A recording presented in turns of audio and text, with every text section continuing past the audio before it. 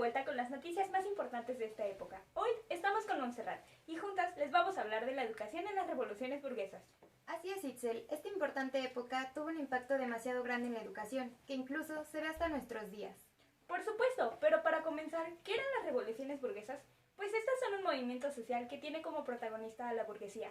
Propone cambios políticos y económicos, desarrollada en el siglo XVIII y XIX.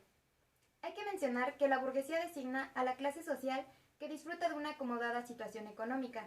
Estaba compuesta por comerciantes, artesanos libres y personas no sometidas a la jurisdicción señorial, que vivían en las ciudades o burgos, por eso burguesía. La burguesía tenía ya muchos bienes acumulados, pero no se le permitía desempeñar funciones políticas. Por ello, lucha para conquistar el poder político. También la situación del pueblo era baja, había gran pobreza. Es por esto que se da inicio a las revoluciones burguesas. Se inició este movimiento por parte de la burguesía con fines políticos, pero fue secundada por la masa popular, que quería salir de la pobreza. Se considera que las revoluciones burguesas finalizaron en la Revolución de 1917, en Rusia, en donde ganó protagonismo la clase obrera. Vamos a un corte.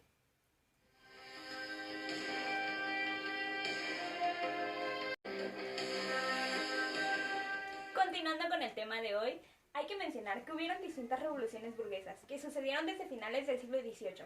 Las más representativas son la Revolución Francesa, la independencia de las 13 colonias y la Guerra de los 80 años, independencia de los Países Bajos a la corona española. Algunas de las demandas que exigían eran abandonar el antiguo régimen. Buscaban que el rey ya no tuviera el poder absoluto. Además, proponen dos formas de gobierno, una república o una monarquía constitucional parlamentaria. En las monarquías constitucionales, el rey conserva el poder ejecutivo. En cambio, en las monarquías parlamentarias, el poder ejecutivo proviene del legislativo, el cual es elegido por los ciudadanos, siendo el monarca una figura esencialmente simbólica. Se apoya principalmente de las ideas de la Ilustración, las cuales se basan en la razón. En este programa hablaremos sobre la Revolución Francesa. La historia comienza cuando gobernaban Luis XVI y María Antonieta. En esta época se derrocó el antiguo régimen y la burguesía se convirtió en la fuerza política dominante. Hubo factores que favorecieron la revolución, como el que había una crisis económica por las malas cosechas que provocaron hambrunas a la sociedad. Además, había una crisis financiera debido al derroche y lujo de la corte real francesa, y la popularización de las ideas de la Ilustración que cuestionaban los principios del antiguo régimen y reclamaban una soberanía nacional y la igualdad de los ciudadanos ante la ley. El rey Luis XVI pidió a los privilegiados que se pagaran impuestos, y estos se negaron, y convoca a los estados generales a una asamblea que reunía a los tres estados, nobles, clero y burguesía.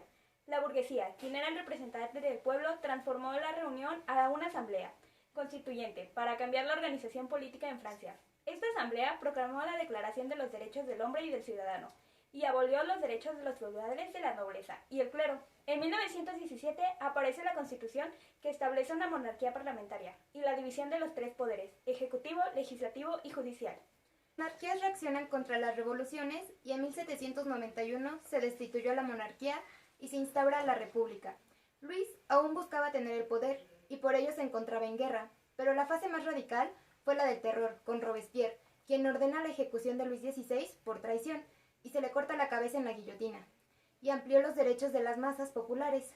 Se derrotan los ejércitos absolutistas europeos y la burguesía recupera el poder político francés tras el golpe de estado de Napoleón Bonaparte. Finalmente, la división social queda en tres estados. El primero, el clero, que era conformado por la iglesia. Esta no pagaba impuestos, recibía el diezmo y la educación estaba en sus manos. El segundo, la nobleza. No pagaban impuestos, eran los dueños de las tierras y los campesinos les pagaban un tributo. Y por último, la burguesía, ricos comerciantes y banqueros, profesionales, artesanos, eran libres y no tenían derechos, pagaban impuestos. Ahora vamos a un corte. Regresamos. Ahora hablaremos de lo principal, la educación. Cómo se vivía antes de la revolución y cómo se vivió después de. Como en otros países, la educación francesa se inició en las escuelas fundadas por religiosos. Antes de la revolución, todas las escuelas eran confesionales y estaban controladas por el clero. Las consecuencias de la Revolución Francesa en la educación fueron la consagración de educación estatal, disolución del monopolio de la Iglesia y el incremento de la politización de problemas educativos. Se establece la instrucción obligatoria y gratuita para todos los niños, de 6 a 8 años. Los padres que no mandaran a sus hijos a la escuela podrían perder sus derechos cívicos y serían responsabilidad municipal la selección, retribución y control de los maestros. Con el antiguo régimen, la educación superior era un privilegio para los nobles, y con el régimen republicano se eliminaron todas las barreras de acceso a los estudios universitarios. El siglo de la Revolución y la Ilustración son considerados el siglo de la escuela y la pedagogía. Destacan Rousseau y Kant, con sus obras como El Emilio y el Tratado de Pedagogía. Sabían que la proyección política e intelectual que buscaban solo se lograría si la educación sufrió un cambio. Ahora había entusiasmo, preocupación y deseos por la formación de los ciudadanos.